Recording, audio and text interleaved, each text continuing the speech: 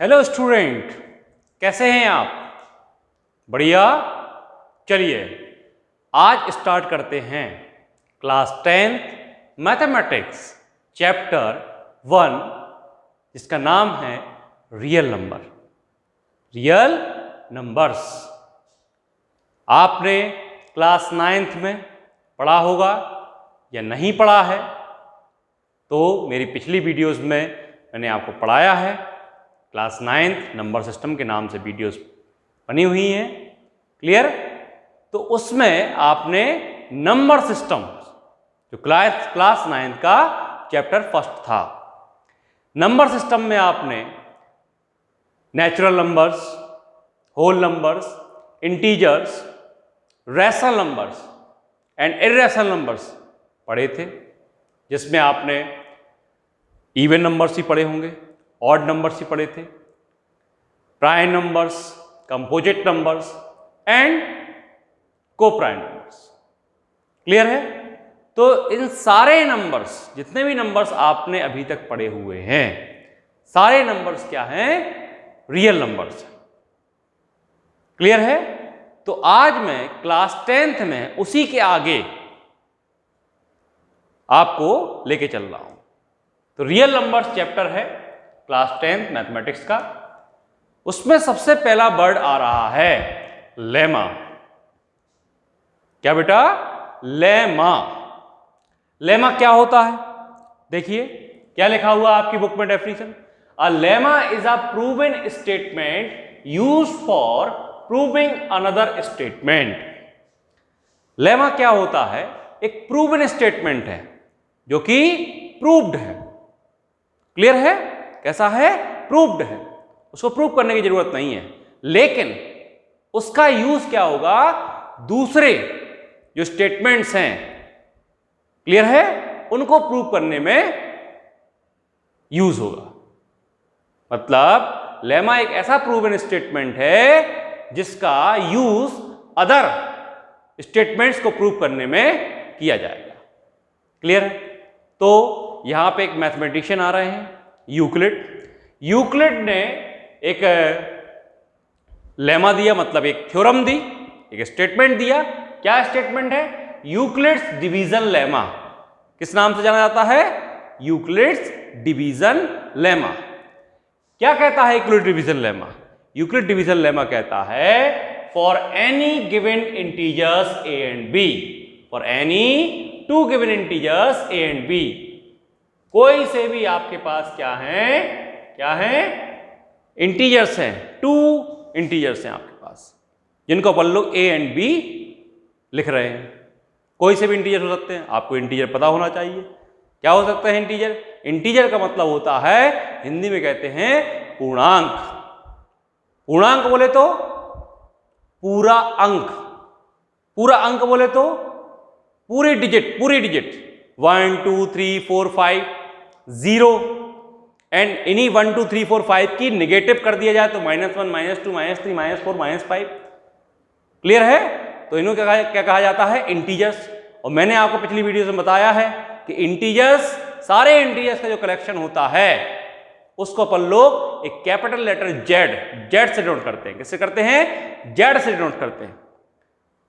तो उन इंटीजर्स में से कोई से भी दो इंटीजर्स अपन ने कंसीडर कर लिए, एक को a बोल दिया, एक को b बोल दिया। क्लियर है? There exist unique whole numbers, या फिर इंटीजर्स की ही बात करें, फिलहाल तो होल नंबर्स की बात होगी क्लास 10th में, ठीक है? तो यूनिक होल नंबर्स कौन कौन से? q and r। ठीक है? मतलब कि a एंड b इंटीजर्स हैं, इस तरीके से एग्जिस्ट करेंगे। दूसरे नंबर किस तरीके से? दूसरे नंबर एक q एंड r ले लिया। क्या लिया? एक q एंड r। वो कैसे हैं? Whole numbers. किस तरीके से? सच दैट, इस प्रकार से। किस प्रकार से? a is equal to we Q plus r। a को अपन लोग कैसे लिखेंगे? b into Q plus r। b में q का मल्टीप्लाई प्लस r। वेयर जहां पर r की वैल्यू क्या होगी?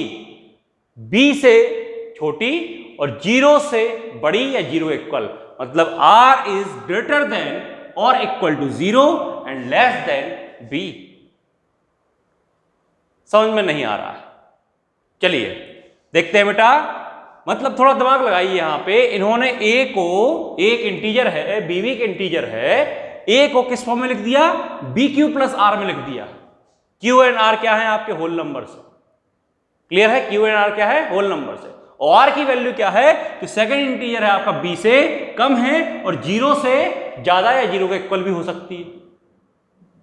क्लियर है। तो यहां पे कहानी क्या आ रही है बेटा, यहां पे क्या कहानी आ रही है, इस चीज को आपको समझना है। मतलब आपको थोड़ा सोचने में लग रहा होगा, किसी भी एक इंटीजर को इस तरीके से रिप्रेजेंट किया जा रहा है, मतलब a की वैल्यू b से बड़ी होगी, तभी तो इस तरीके से रिप्रेजेंट किया जा रहा है। मेरे पास 10 रुपीज है, दूसरे आदमी के पास जो है 5 रुपीज है, उसको 5 को मेरे 10 के इक्वल करना है, तो क्या किया जाएगा, उसमें कुछ मल्टीप्लाई कर दिया जाएगा, उसमें कुछ ऐड कर दिया जाएगा। क्लियर है, तभी तो वो मेरे इक्वल हो पाएगा, वरना वो मुझसे छोटा रहेगा। क्लियर है, या उसके पास जो है रुपीस कम रहेंगे, मतलब ए से कम ही होगा, तभी तो बी में क्यू का मल्टीप्लाई किया गया और आर ऐड किया गया, तभी तो एक इक्वल आया। क्लियर है, तो इतना तो अपन ने दिमाग लगा लिया बेटा, यहां पे क्या लगा लिया कि ए तो बी से बड़ा होगा, मतलब अपन लोग क्या सोच रहे हैं, ए की वैल्यू बी से बड़ी होगी, कोई दिक्कत नहीं। अब नाम से समझ में आ रहा है यूक्लिड डिवीजन लेमा, मतलब ये डिवीजन की प्रोसेस हो रही है। अब डिवीजन की प्रोसेस कैसे हो रही है, देखो ए बी से बड़ा है, अगर हम ए को बी से डिवाइड करें, ए को बी से डिवाइड करते हैं, तो यहां पे जो क्या चीज आएगी, वो कोशेंट आएगी। तो सपोज दैट क्यू आ गया, क्लियर है, और रिमाइंडर क्या आएगा, आर आ गया। मतलब 100 की सीधी बात एक आ गई कि ए आपका क्या है, यहां पे ए क्या है बेटा, ए है आपका डिविडेंड, और बी क्या है, डिवीजर या डिवाइजर। क्लियर, एंड क्यू क्या है, कोशेंट, एंड आर क्या है बेटा, आर क्या है, आर है यहां पे इसको रिमाइंडर। क्लियर, तो dividend is equal to divisor into quotient plus remainder, ये अपन लोग बचपन से पढ़ते आ रहे हैं। और जो रिमाइंडर आएगा वो जिससे डिवाइड कर रहे हैं, मतलब डिवीजर से छोटा ही आएगा। 0 आ सकता है, 0 से बड़ा आ सकता है, लेकिन डिवीजर से छोटा आएगा, क्योंकि जिस चीज से डिवाइड कर रहे हैं अगर उससे रिमाइंडर बड़ा आ गया तो फिर से डिवाइड हो जाएगा। एग्जाम्पल लेते हैं एक बेटा, कैसे एग्जाम्पल लेते हैं, सपोज दैट मैं डिवाइड कर रहा हूं यहां पे 2 से 7 को, ए की वैल्यू 7, बी की वैल्यू 2 ले ली मैंने, तो 2 3 जा 6, 1 आया, तो 7 आपका डिविडेंड हो गया, मतलब ए की वैल्यू 7 हो गई, बी की वैल्यू 2 हो गई, क्यू की वैल्यू क्या हो गई, 3 हो गई, एंड आर क्या आ गया अपन, तो आप देखिए आर की वैल्यू जो है वो 2 से कम है, 0 से बड़ी है। क्लियर है, क्या है, 2 से कम है। सो सपोज दैट यहां पे मैंने 6 को डिवाइड किया, तो 2 3 जा 6 हो गया, 0, तो रिमाइंडर क्या आ गया, 0 आ गया। क्लियर है, मतलब 2 से डिवाइड कर रहे हैं तो रिमाइंडर या तो 0 आ रहा है या 1 आ रहा है, और 0 1 दोनों क्या है, 2 से छोटे हैं, तो थ्योरम आपकी क्लियर है। इसलिए इसको इक्वल डिवीजन लेमा बोला गया, क्योंकि ये क्या है, प्रूवन स्टेटमेंट है, प्रूव्ड है, इसका यूज करेंगे अपन लोग। क्लियर है, तो dividend is equal to divisor into quotient plus remainder, and where remainder is greater than or equal to 0 and less than divisor। मतलब a और b ऐसे इंटीजर हैं जिसमें a b से बड़ा है, तभी तो डिवाइड होगा। तो मैंने a को b से डिवाइड किया और a को b से डिवाइड किया, तो कोशेंट आया q और रिमाइंडर आया r। तो a और b any two positive integers हो सकते हैं। क्लियर है, एनी टू गिवन इंटीजर्स, कोई सी भी गिवन इंटीजर्स। तो फिलहाल तो अपन लोग पॉजिटिव इंटीजर्स की बात करेंगे, ठीक है। और क्यू एंड आर इस तरीके से एडजस्ट करेंगे इस स्टेटमेंट में कि वो आपके होल नंबर्स, इंटीजर्स तो हैं ही, क्योंकि all whole numbers, all natural numbers are integers. तो फिलहाल तो अपन को पॉजिटिव इंटीजर्स के बारे में बात करनी है, क्लियर है। तो इस तरीके से इन्होंने अपना एक स्टेटमेंट दिया, उसको उन्होंने क्या बोला, यूक्लिड्स डिवीजन लेमा, क्लियर है। अब एक वर्ड और आ रहा है, एल्गोरिथम। क्या आ रहा है, एल्गोरिथम। एल्गोरिथम क्या होता है बेटा, एल्गोरिथम होता है, an algorithm is a series of well defined steps which gives a method for solving a certain types of problem। Algorithm क्या है, एक वेल डिफाइंड एक सीरीज है किसकी, वेल डिफाइंड स्टेप्स की, मतलब एक प्रोसीजर है, एक मेथड है, एक तरीका है, किसी भी चीज को स्टेप बाय स्टेप सॉल्व करते हैं, क्लियर है। Algorithm is a series of well defined steps which gives a method, जो अपन को एक तरीका देते हैं, प्रोसीजर देते हैं, मेथड देते हैं किसी प्रॉब्लम, किसी पर्टिकुलर टाइप ऑफ प्रॉब्लम को सॉल्व करने के लिए, क्लियर है। तो उसको अपन क्या बोलते हैं, एल्गोरिथम। अब अपने पास क्या है, यूक्लिड्स डिवीजन एल्गोरिथम आई।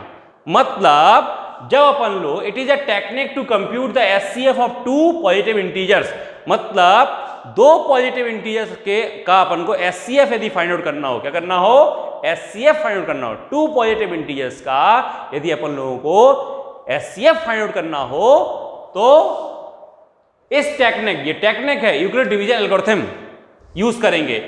मतलब ए एंड बी आप पे क्या है, टू आपके पॉजिटिव इंटीजर्स है, इसमें ए बड़ा है बी से, जो कि अपन ने पहले से ही दिमाग लगा लिया था, ठीक है ना। इन द फॉलोइंग स्टेप्स, अभी स्टेप्स में आपको बताने वाला हूं किस तरीके से, तो आई थिंक आपको समझ में आ गया होगा। और यदि आपको रियल नंबर्स के बारे में जानना है तो आप मेरी क्लास 9 प्लेलिस्ट बनी हुई है नंबर सिस्टम के नाम से, उसको एक बार जरूर देखें, जिससे कि आपको जो है रियल नंबर्स, नंबर सिस्टम के बारे में क्लियर हो जाए। तो क्या होता है लेमा, लेमा आपको समझ में आ गया होगा, ठीक है। यूक्लिड डिवीजन लेमा क्या होता है, एल्गोरिथम क्या होता है, यूक्लिड डिवीजन एल्गोरिथम क्या होती है, क्लियर है।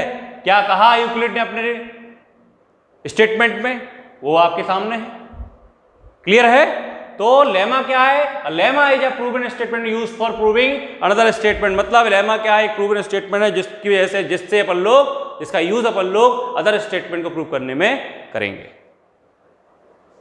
यूक्लिड डिवीजन लेमा क्या है, यूक्लिड डिवीजन लेमा ये कहता है कि ए और बी दो आपके इंटीजर्स हैं, ठीक है ना। क्यू एंड आर दो और इंटीजर इस तरीके से एडजस्ट करते हैं, कैसे करते हैं कि A equal to B Q plus R होगा, where R is greater than और equal to 0 and less than B. A यहां पे डिविडेंड होगा, बी आपका डिवीजर होगा, क्यू आपका रिमाइंडर हो, क्यू आपका क्वोशिएंट होगा, आर आपका रिमाइंडर होगा। मतलब ए आपका बी से बड़ा होगा, तभी इस तरीके से आप लिख पा रहे हैं।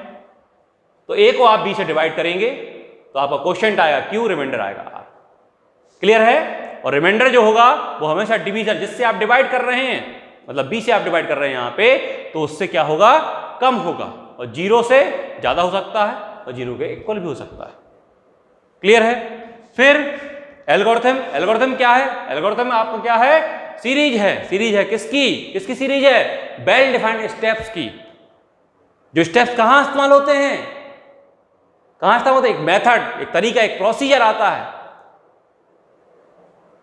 क्लियर है। एक प्रोसीजर है किसी प्रॉब्लम को सॉल्व करने का, स्टेप बाय स्टेप,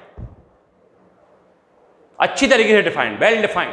उस सीरीज, किसकी सीरीज, स्टेप्स की सीरीज को पूरे को अपन लोग क्या बोलेंगे, एल्गोरिथम बोलेंगे, ठीक है। फिर यूक्लिड डिवीजन एल्गोरिथम आई। यूक्लिड डिवीजन एल्गोरिथम किस चीज में इस्तेमाल हो रही है, कोई भी दो पॉजिटिव इंटीजर्स हैं आपके, उनका एचसीएफ यदि आपको फाइंड आउट करना है तो यूक्लिड डिवीजन एल्गोरिथम का अपन लोग यूज करेंगे। मतलब यूक्लिड डिवीजन लेमा जो इन्होंने दिया है, इसका बार बार यूज करेंगे, अभी मैं आपको बताने वाला हूं। तो वीडियो को रोकिए और नोट कीजिए, वीडियो को रोकिए और नोट कीजिए। और अभी तक आपने मेरा चैनल सब्सक्राइब नहीं किया है तो प्लीज सब्सक्राइब जरूर कर लीजिए, जिससे कि आपको आगे के आने वाली वीडियोस आसानी से मिलते रहे और आपकी स्टडी बिल्कुल ना रुके। क्लियर? बेल आइकन प्रेस कर दीजिए, जिससे आपको आगे के आने वाले नोटिफिकेशन आसानी से मिलते रहे। वीडियो को लाइक कीजिए और जो भी पढ़ने वाले बच्चे हैं उनको वीडियो शेयर भी कीजिए। क्लियर है? तो अभी तो वीडियो को रोकिए और नोट कीजिए।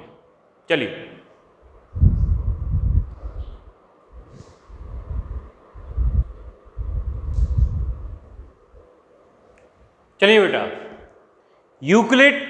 यूक्लिड्स डिवीजन एल्गोरिथम कैसे अप्लाई करते हैं किन्हीं भी दो पॉजिटिव इंटीजर्स का एचसीएफ फाइंड करने के लिए।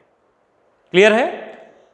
तो देखिए बेटा, यूक्लिड डिवीजन एल्गोरिथम को अपन लोग सक्सेसिव डिवीजन मेथड भी कह सकते हैं। क्या कह सकते हैं? सक्सेसिव डिवीजन मेथड, मतलब एक के बाद एक स्टेप्स, सक्सेसिव डिवीजन, एक के बाद फिर से डिवाइड कीजिए, फिर से डिवाइड कीजिए, फिर से डिवाइड कीजिए, और जब तक डिवाइड करते रहिए जब तक रिमाइंडर 0 ना आ जाए। और जैसे ही रिमाइंडर 0 आ जाएगा तो जिससे आपने लास्ट में डिवाइड किया था, मतलब लास्ट वाला डिवीजर बोलिए, डिवाइजर बोलिए, क्लियर है, वो आपका एचसीएफ होगा उन दो नंबर्स का। यही ये कहता। तो देखिए फर्स्ट स्टेप क्या कहता है? On dividing A by B, A को अगर बी से डिवाइड करेंगे, we get the quotient Q and remainder R. तो अपन को क्वोशिएंट मिलेगा क्यू और रिमाइंडर क्या मिलेगा? आर। सच दैट किस प्रकार से मिलेगा? A is equal to B Q plus R, where R is greater than और equal to 0 and less than B. R 0 से बड़ा या 0 के इक्वल या फिर बी से छोटा, मतलब कि 0 से बड़ा या 0 के इक्वल लेकिन बी से छोटा। बी क्या है? डिवाइजर, जिससे आप जो है डिवाइड कर रहे हैं। किसको? ए को।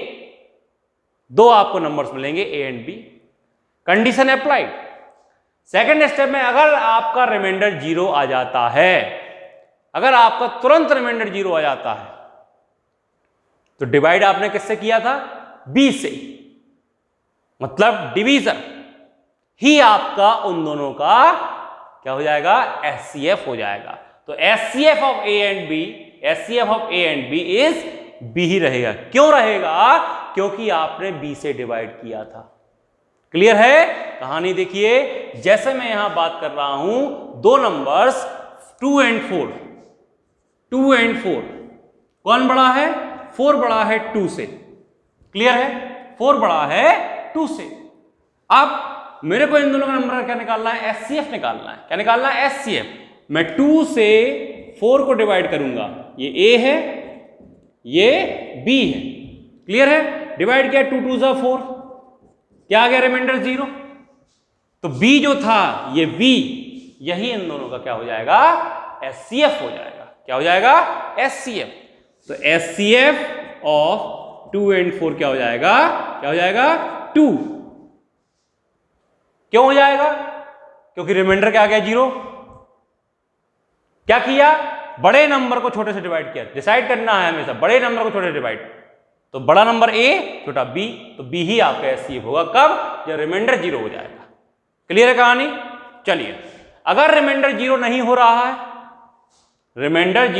रहा है, तो then apply this division lemma to B and R. तो अपन लोग यही डिवीजन लेमा बी और आर के लिए अप्लाई करेंगे। मतलब जो आपका बी रहेगा और जो आपका आर रहेगा, बी बन जाएगा आपका ए और आर बन जाएगा आपका बी। कैसे? देखिए, चलिए, जैसे मैंने यहां पे आपका 2 ही ले लिया। 2 से मैं डिवाइड कर रहा हूं, किसको डिवाइड कर रहा हूं? 11 को डिवाइड कर रहा हूं।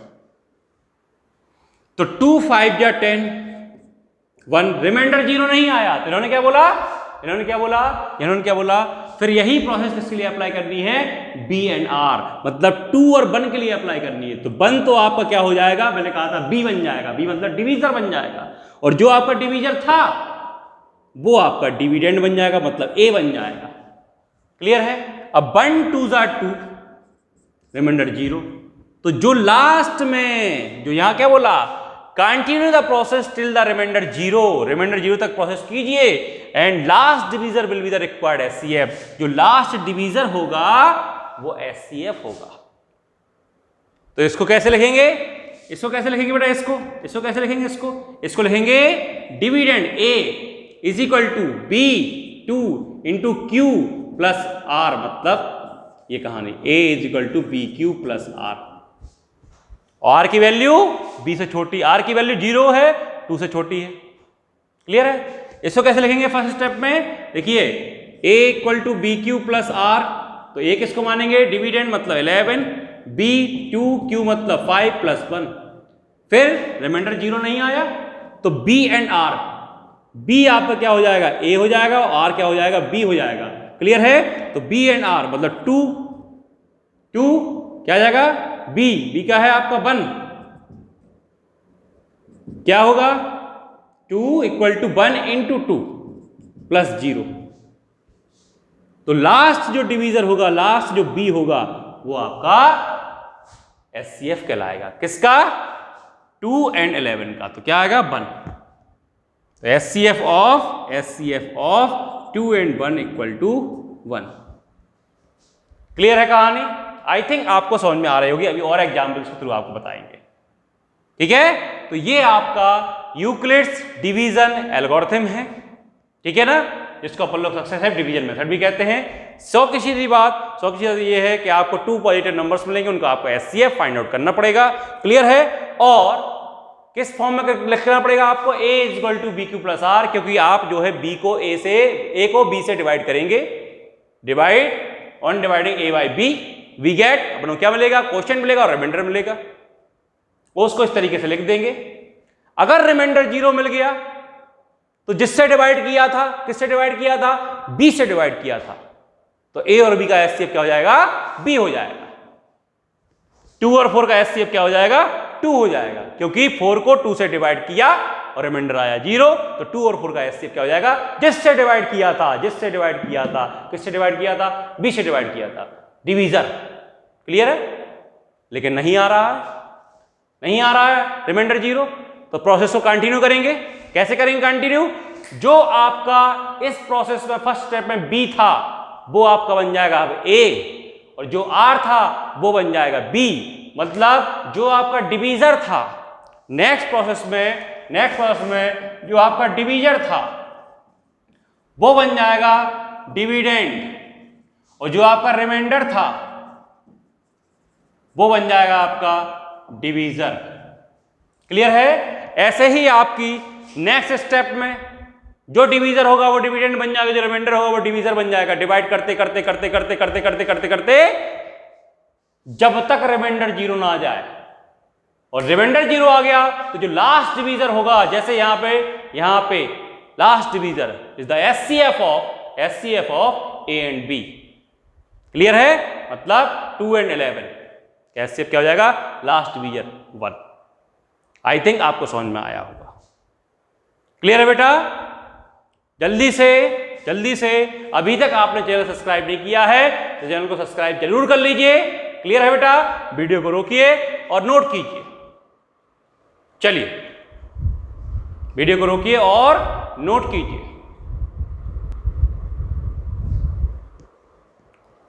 बेटा अब देखिए, अब आपके पास न्यूमेरिकल आ रहा है, a number when divided by 73 gives 34 as quotient, 34 as quotient and 23 as remainder।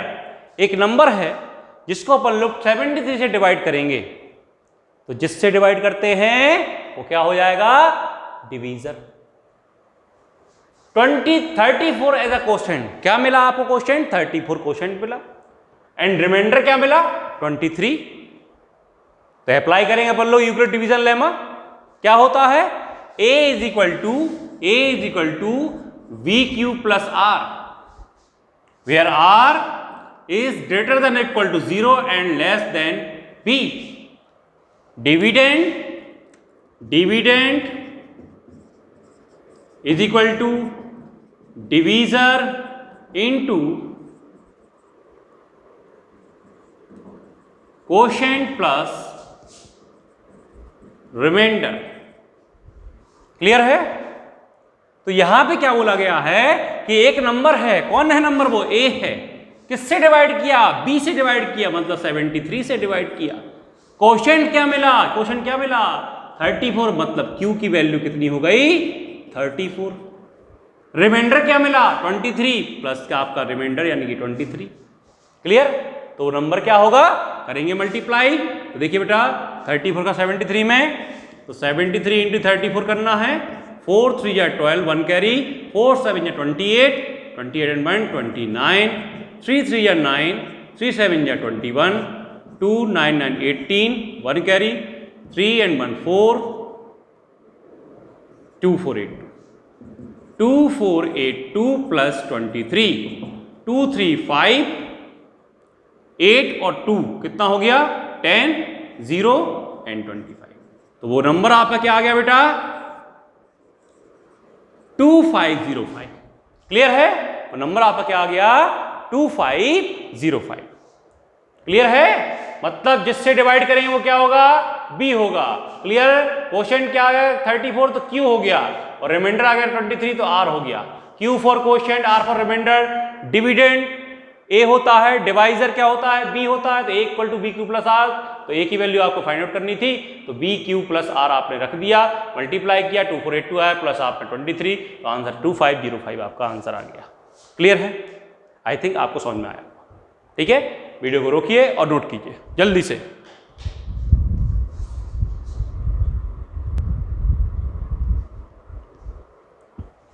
हाँ बेटा, नेक्स्ट क्वेश्चन जो आया आपके पास, using Euclid division algorithm find the HCF of the numbers 867 and 255। Clear है? दो नंबर आपके पास है 867 एंड 255। तो दो नंबर्स आपने क्या लिए थे यूक्लिड डिवीजन लेमा में? ए एंड बी। ए बड़ा होता है बी से, ए इज ग्रेटर देन बी। तो यहां पे 867 बड़ा है 255 से, तो ए की वैल्यू क्या हो गई? 867। बी की वैल्यू क्या हो गई? 255। ए क्या होता है? डिविडेंड। बी क्या होता है? 250 डिवीजर। तो ए को बी से डिवाइड करते हैं डिवाइड। चलिए, तो 255 से 867 को डिवाइड करेंगे तो कितनी टाइम्स आएगा? 255 1 जा, 255 2 जा, 255 3 जा, 255 4 जा, आई थिंक 3 टाइम्स जाएगा। 3 का मल्टीप्लाई 3 5 जा 15, 1 कैरी, 3 5 जा 15 एंड 1 16, 3 जा 6 एंड 7 765। माइनस करेंगे कितना आएगा? 7 में 5 गया 2, 6 में 6 गया 0, 8 में 7 गया 1। क्लियर है? क्या कहता है? ए का मतलब A equal to B Q plus R, मतलब 867 इक्वल टू बी, मतलब 255 क्या आया? Quotient into 3 plus remainder 102। तो रिमाइंडर 0 तो नहीं आया, तो मतलब अगला स्टेप। क्लियर है? तो अगले स्टेप में क्या कहानी होगी? जो 102 होगा वो आपका क्या होगा? डिवीजर होगा। और जो आपका यहाँ पे डिवीजर था वो क्या हो जाएगा? आपका डिविडेंड हो जाएगा। तो यहाँ पे लगाएंगे 255। क्लियर है? 102 आई थिंक 2 टाइम्स जाएगा, कितना हो जाएगा? 204। 1 5 में से 0 गया 5। क्लियर है? फिर से रिमाइंडर नहीं आया, तो क्या लिखेंगे अगले स्टेप में अपन लोग? क्या लिखेंगे? 255। डिविडेंड क्या है? 255 is equal to 102 into 2, 102 into 2 plus remainder यानी कि 51। फिर रिमाइंडर 0 नहीं आया, फिर से डिवाइड करेंगे। अब इसको क्या मानेंगे? डिवीजर। डिविडेंड कौन होगा? ये 102। 51 टाइम्स 51 2 जा 51 2s आर कितना? 102। रिमाइंडर क्या आ गया? 0 आ गया। माइनस करेंगे 0 आ गया। क्लियर है? तो ए की वैल्यू कितना है यहां पे? 102। बी कितना है? 51। क्यू कितना है? 2 और r कितना है 0। तो क्या कहा था, जब तक आपको डिवाइड करते रहना है, जब तक ये मतलब जब तक आपको ये आपका लेमा प्रोसेस जो है चलाते रहनी, जब तक रिमाइंडर 0 आ जाए। जैसे ही रिमाइंडर 0 आ जाए तो जो लास्ट डिवीजर होगा इज द SCF। तो SCF किसका 867 एंड 255, इस तरीके से सिंबल देंगे। SCF ऑफ मतलब ब्रैकेट से 867 एंड 255 इज इक्वल टू कितना आया 51। कितना आया 51। ये आपका आंसर रहेगा। क्लियर है। लास्ट ईयर तो आपके ऑब्जेक्टिव क्वेश्चंस आए थे। क्लियर है। तो ऑब्जेक्टिव क्वेश्चंस में आप जल्दी इसी स्टेप को फॉलो कर लेंगे। ये वाला क्लियर है, आया समझ में। ये रफ स्टेप नहीं है, बगल में आप चलाते चलेंगे। क्लियर है। और सब्जेक्टिव यदि आता है क्वेश्चन तो आप इस तरीके से लगा लेंगे। CBSE में तो अभी ऑब्जेक्टिव आया था, यूपी बोर्ड और MP board and other state board जो आपके हैं उसमें आप इस तरीके से अप्लाई करेंगे। क्लियर है। तो इस तरीके से आप क्वेश्चन को अप्लाई करेंगे। आया समझ में। और इन सब में देखिए जो आपका 102 है यहाँ पे क्या है, रिमाइंडर है वो b से छोटा है, 51 b से छोटा है, 0 51 से छोटा है। तो ये आपका जो है क्या है, r b से छोटा होना चाहिए और 0 या 0 के इक्वल या 0 से बड़ा होना चाहिए, वो भी क्लियर है। आया समझ में। तो ये क्या है, यूक्लिड डिवीजन लेमा। और इसी लेमा को बार बार इस्तेमाल किया, यूक्लिड डिवीजन एल्गोरिथम हो गई। आई थिंक आपको समझ में आया होगा। क्वेश्चन आया था CBSE 2018 में। ओके, वीडियो को रोकिए और नोट कीजिए।